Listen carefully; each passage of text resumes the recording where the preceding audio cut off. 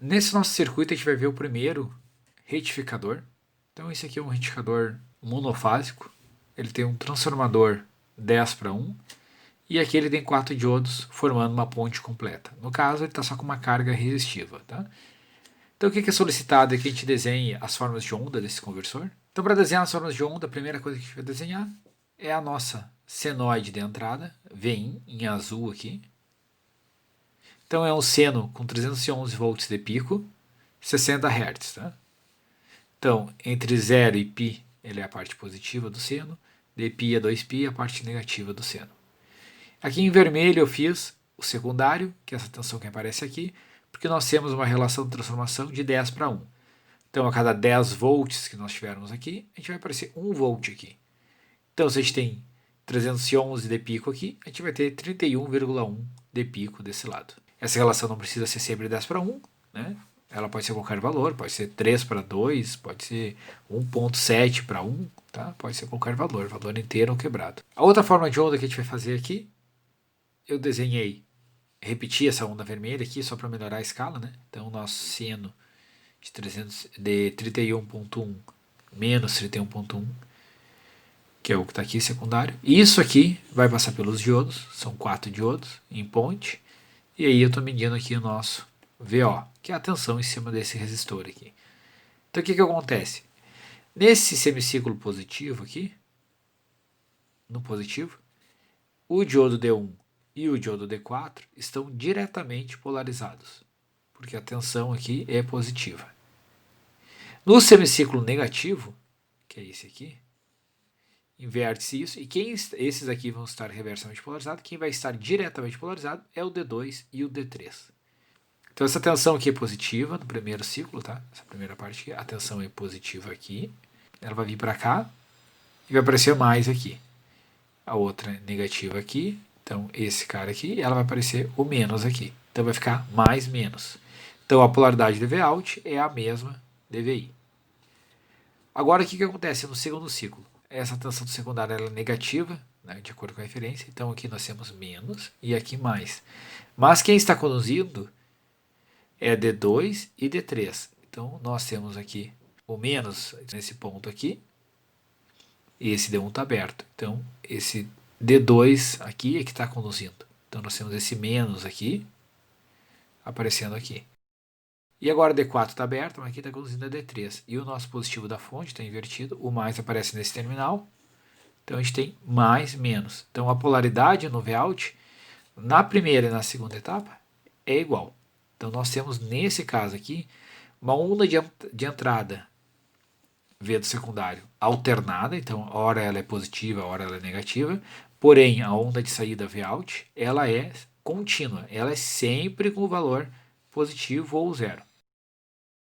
Por que tem esse pequeno tempo aqui onde nós não temos condução? É a tensão que a gente precisa botar, quebrar o bloqueio. Então esses dois diodos são de silício, D1 e D4. Então 0,7 mais 0,7, nós temos isso aqui. Esse tempo aqui é nosso 1,4. Que é esse tempo aqui, esse aqui, é esse aqui, é tudo igual, tá? Então, enquanto a tensão que alimenta os diodos não passar de 1,4, ele não conduz, é nulo. Depois disso ele começa a conduzir. E esse pico aqui não é mais 31,1, no secundário é, porém na saída é 31,1 menos 1,4.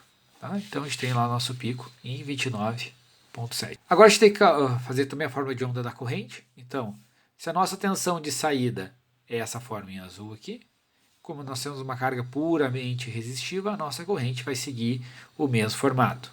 Né? V igual a RI, então vai mudar esse valor de pico aqui. Então, se nós tínhamos 29,7 volts e esse resistor é de 100R, nós vamos ter 297 mA de pico. Mas o formato é o mesmo. Tá? Então, ele tem aquela descontinuidade e o valor de pico, descontinuidade, valor de pico. Para os diodos, então, na primeira etapa é D1 e D4 que conduzem. Então a corrente D1 e D4 vai ser igual. Na segunda etapa, quem conduz é D3 e D2. Então a corrente D3 e D2 vai ser igual. O que acontece? Esse circuito aqui, quem limita a corrente do diodo é o resistor.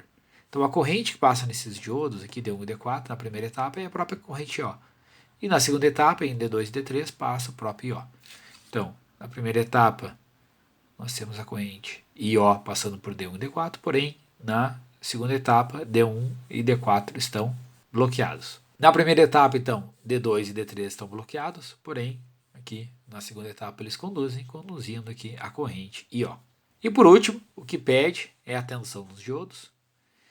Então aqui eu fiz em vermelho a tensão do D3 e do D2, e em azul a tensão do D1 e do D4. Eu não fiz em gráficos separados, porque eu queria que vocês enxergassem essas interconexões que tem aqui, né? Então o que acontece? Quando esses diodos estão conduzindo, que esses trechos aqui, ele fica grampeado em 0,7. Então o D1 e D4 fica grampeado em 0,7 aqui, ó, desse ponto até este ponto. O D2 e o D3, ele está conduzindo deste ponto até este ponto. E o que acontece aqui, fora desses pontos aqui, os outros diodos estão bloqueio. Então, aparece aqui nosso pico. Tudo bem? A diferença aqui é que vocês vão perceber que essa tensão mínima, ela tem apenas uma queda de diodo, tá? Eu quero que vocês achem isso aqui. Façam a simulação, vocês vão ver que é. Lá no livro tem a explicação do porquê que é isso também. Então, além da forma de onda, a gente tem que fazer alguns cálculos. Então, a primeira coisa que é pedida aqui é para desconsiderar a queda nos diodos, ou seja, é para considerar os diodos ideais, tá? A relação entre o valor de pico e RMS, como é um sinal retificado, é igual ao da senoide, né? Então, o VO sem a queda, ele seria simplesmente esse vermelho, porém em módulo, né? Então, esse valor aqui seria para cima. Então, a relação entre o valor RMS e o valor de pico de uma senoide retificada, a gente já viu que veio pela integral, isso aqui sai esse raiz de 2. Então, a gente tem 22 volts RMS na saída. E relação do médio com o valor de pico é 2 valor de pico por π. Então, a gente vai ter aqui 19,79 volts médios na saída. O exercício pede para a gente fazer uma simulação, considerando as quedas. Então a gente vai ver lá que o valor RMS é 20,74 e o valor médio 18,42. É possível calcular também esses valores aqui com as quedas, só tem que mudar lá na integral que a gente viu os limites da integração, né? Não é necessário fazer isso, eu quero só que vocês percebam isso aqui, ó. Comparando os valores que a gente tem, 22 volts para 20 volts, a nossa diferença aqui é em torno de 1,25 volts. Comparando os valores médios de 19 para 18, a gente tem em torno aqui de 1,37 volts. Então veja, como a gente está trabalhando com o sinal CC, o que a gente trabalha é sempre com o seu valor médio. Então veja que considerar, nesse caso, tá? Ou não a queda, a diferença é de 1,37 volts. Então é muito próximo lá daquele nosso 1,4 de queda.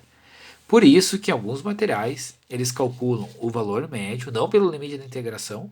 Alguns materiais trazem para nós que o valor médio é isso aqui menos 1,4. Porque é o que vai dar muito próximo lá. Não é o valor exato, mas vai dar muito próximo. A próxima coisa que a gente tem que calcular, então, é uma capacitância para trabalhar como filtro. A gente viu duas equações para o projeto, vocês podem escolher qualquer uma delas para fazer. Então, o que a gente tem aqui?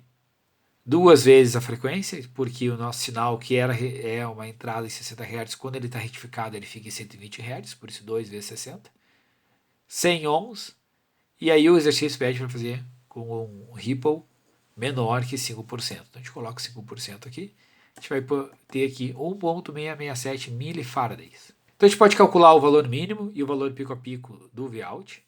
Então, como a gente quer uma queda de 5%, aqui um ripple de 5%, então a gente pega o valor de pico, vezes 0,95, e a gente vai ver que a gente vai ter aqui um valor mínimo de 28,215 volts.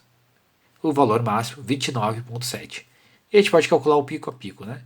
Que é 29,7 menos esse mínimo de 28. Então a gente tem 1,4 volts pico a pico de ripple. Simulando esse mesmo circuito, adicionando essa capacitância aqui, vocês vão chegar nesses valores com um VO máximo de 29, um VO mínimo de 28,36 e um pico a pico de 1,3. Daí chega a questão, né? Vocês tinham calculado para um ripple menor que 5%, e aí vocês chegam em 1.3. Esse 1.3, ele representa aqui em torno de 4.42%. Então, sempre quando vocês usarem essa equação aqui, o valor da capacitância vai estar superdimensionado, porque aquela equação ela não é igual, tá? Ela é aproximada aqui. Então, vocês vão calcular para 5%, mas o ripple de verdade de vocês vai ser menor que 5%, apesar de vocês terem calculado para 5%. Espero que o exercício tenha ficado claro para vocês. Essa lista aqui está disponível para vocês e essa solução aqui do PDF também.